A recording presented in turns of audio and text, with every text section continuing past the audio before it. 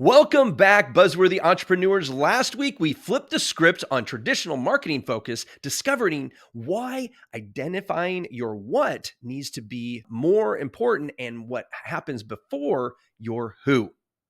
If you haven't listened to part one yet, go ahead and back up an episode and listen to it first. It's a crucial foundation for what we're about to uncover. For those already in the know, remember our problem cluster exercise from last week? Pull that out if you did it.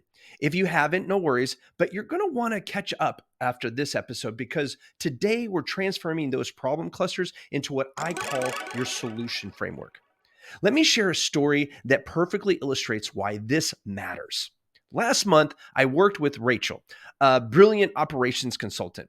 She'd spent 15 years helping companies streamline their processes, but she was struggling to stand out in a crowded market. When I asked her to walk me through how she helps clients, she said something that made my marketing ears perk up. Oh, I just listen to their problems and fix them. Here's some honey that makes money. Just is the most expensive word in B2B marketing. When you diminish your expertise by treating it as something that you just do, you're leaving serious money on the table. Rachel's just was hiding a sophisticated methodology she developed over years of solving complex operational problems. But because it was all in her head, she was reinventing the wheel with each client and struggling to articulate her value in sales conversations. Now, I want you to think about your own expertise like a master chef's recipe collection. You wouldn't expect the top restaurant to operate without documenting recipes, right? Yet that's exactly what most service businesses do. They keep their best recipes locked away in their heads. Let's change that today. I'm going to walk you through what I call the framework extraction process. This is the exact method I've used to help hundreds of businesses transform their expertise into a repeatable, marketable system. Step one, outcome mapping. Pull out a fresh piece of paper. At the top, write down the ultimate outcome you create for your clients. Not what you do, what they get. For example, Rachel's ultimate outcome wasn't streamlined operations. It was predictable, profitable growth without operational chaos. Here's a buzzworthy insight. The more specific you can be about your outcome, the more valuable your framework becomes. Step two, milestone mapping. Working backwards from that ultimate outcome, what are the major milestones your clients must hit? These are your framework's core phases.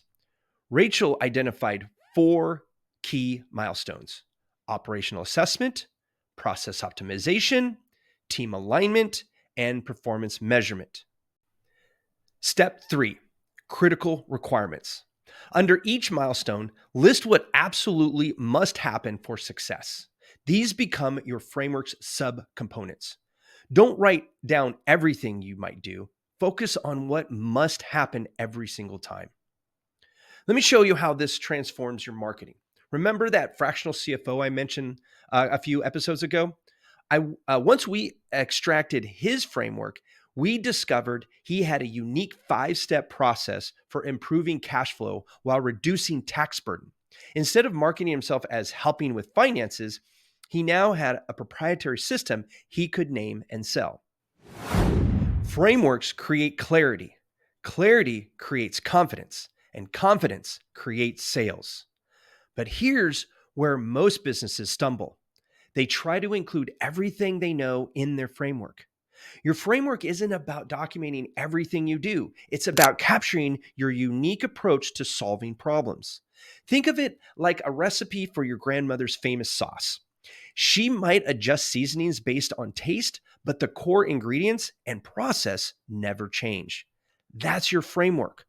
Flexible enough to accommodate different situations, but structured enough to be repeatable and teachable. Now, let's talk about turning your framework into marketing gold. This is where your why becomes crucial. Your framework tells people how you solve your problem, but your why tells them who you are and what drives you. Remember Rachel? Her why wasn't just about making businesses more efficient. She watched her parents lose their family business to operational chaos, and she dedicated her career to preventing that happening to others.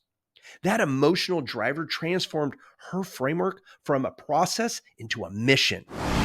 My why is an interesting story. See, I started my first full time business in 2005 after serving in the Air Force for 10 years, which makes me a third generation Air Corps veteran.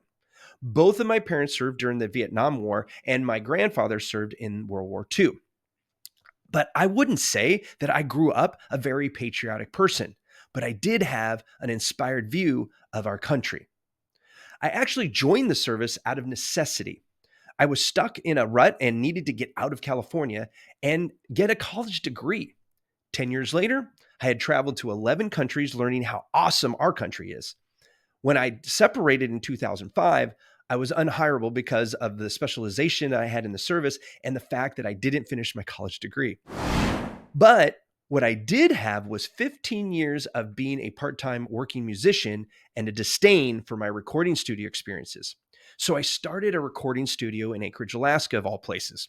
My mission was to reinvent how aspiring working musicians approach the recording studio and market themselves and their work.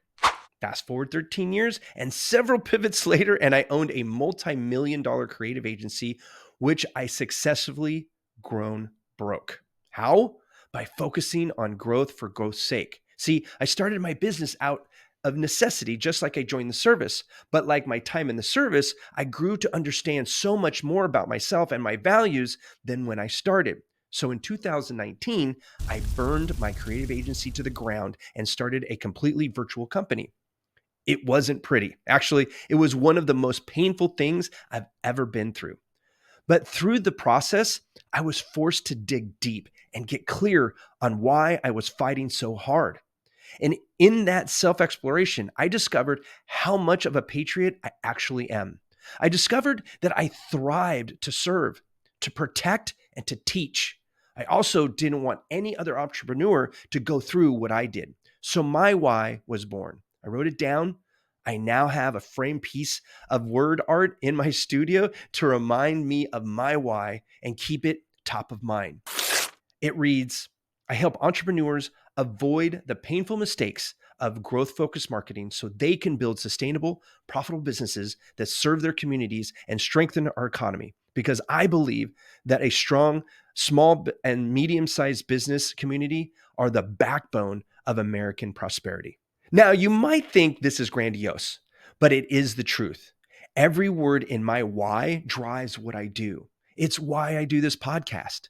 It's why we launched the Buzz Hub Club. It is the why behind my now thriving company that exists for the sole purpose to provide predictably profitable marketing solutions for small to medium-sized B2B services businesses. Here's a buzzworthy When your insight. why infuses your framework, you're not just selling a solution, you're offering transformation. Your homework this week is to complete your framework extraction process. Take what you discovered in last week's problem cluster exercise and run it through the 3 steps we covered today. Next week, we're diving into the second pillar of B2B marketing, identity. You'll learn how to communicate your framework in a way that magnetizes your ideal clients. Remember, your expertise is unique. Your framework should be too. Don't worry about what others are doing. Focus on documenting your specific approach to creating results. Until next time, I am Buzz, reminding you that being boring is a choice. So stay buzzworthy.